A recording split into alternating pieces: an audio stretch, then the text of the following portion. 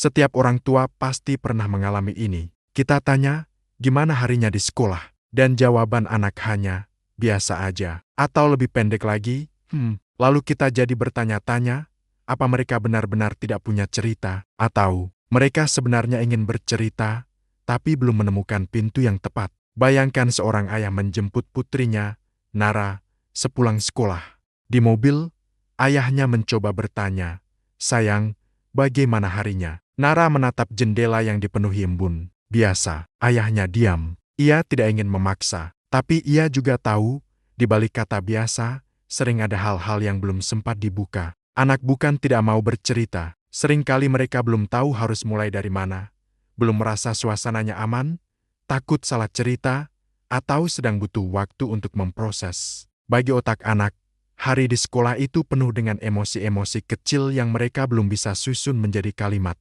Maka, mereka butuh satu hal, kehadiran yang tidak menghakimi. Jadi, gimana caranya membuka pintu itu?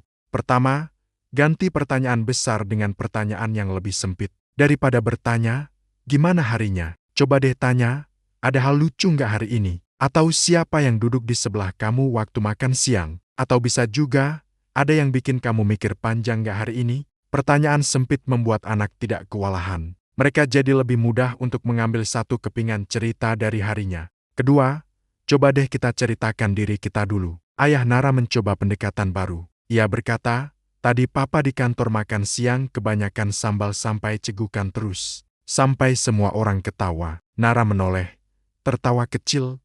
Masa papa lucu? Lalu ia mulai bercerita, tadi aku juga. Ada kejadian lucu. Kadang, anak membuka diri ketika kita duluan yang membuka pintu. Mereka merasa kita bukan sekadar menuntut, tapi juga berbagi. Ketiga, jangan tanya saat mereka lelah.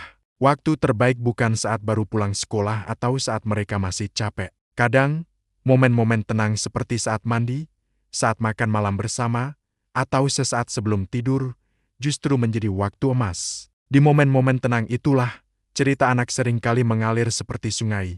Karena cerita butuh ruang, dan ruang paling aman adalah hati orang tua yang sabar. Tahukah kamu, anak lebih mudah bercerita ketika tidak ditatap langsung. Saat kita sedang melakukan kegiatan bersama seperti menyetir, menggambar bareng, melipat baju, atau jalan santai, mereka merasa lebih bebas berbicara, tanpa tekanan, tanpa merasa diinterogasi. Cerita akan mengalir ketika suasana juga mengalir santai, dan yang terpenting, ketika anak mulai cerita, tahan keinginan untuk mengoreksi atau menasihati terlalu cepat.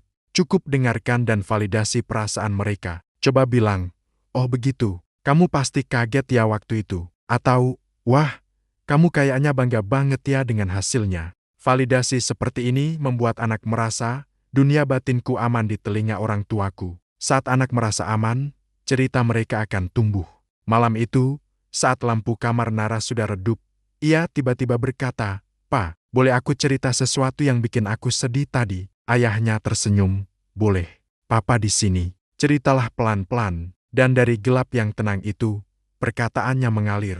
Bukan karena ia dipaksa, tapi karena seseorang telah menciptakan ruang untuknya. Anak bukan tidak punya cerita, mereka hanya butuh tempat yang aman untuk meletakkannya. Saat orang tua bisa sabar, tidak menghakimi, dan membuka pintu kecil terlebih dulu, anak akan menemukan keberanian untuk membuka hatinya. Dan percayalah, cerita paling indah sering muncul bukan ketika kita bertanya, tapi ketika kita hadir sepenuhnya untuk mereka. Terima kasih sudah menonton. Jangan lupa subscribe untuk tips parenting lainnya ya. Sampai jumpa.